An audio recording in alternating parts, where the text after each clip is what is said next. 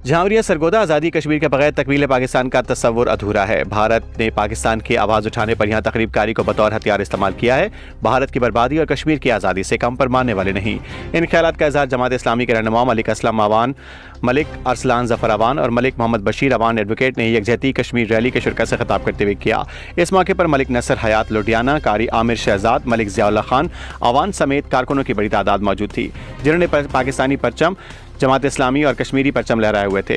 मुकर्रीन ने कहा कि कश्मीर पाकिस्तान का नजरियाती बाजू है, इसका दिफा हमारा हक भी है और फ़र्ज भी। आलमी ताकतों की भारतीय जारियत पर खामोशी लम्हा फिक्रिया है। कश्मीरी अवाम की आज़ादी की जदोजहद में इलाकाई और आलमी प्लेटफॉर्म पर कश्मीरियों के साथ खड़े हैं।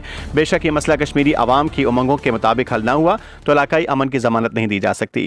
उन्होंने कहा कि मसला कश्मीर पूरी दुनिया के अमन और सलामती को दाव पर लगाने के मुतरादिफ है। कश्मीरी अवाम ने गुज़िश्ता 78 सालों से ज़्यादा अरसे में गासिब और जालिम भारतीय फौजों और दूसरे सिक्योरिटी फोर्सेस के जबर तशद्दुद को बर्दाश्त करते हुए रियासती दहशतगर्दी का सामना करते हुए और मुतसिब भारतीय लीडरान का मकरो फरेब का मुकाबला करते हुए जिस सब्र और इस्तकामत के साथ अपनी आज़ादी की जद्दोजहद जारी रखी है, इसकी मिसाल पूरी दुनिया में मौजूद नहीं। उन्होंने कहा कि कश्मीरी अवाम के साथ इज़हार यकजहती का रोज़ अव्वल से एजाज़ जमात इस्लामी के पास है।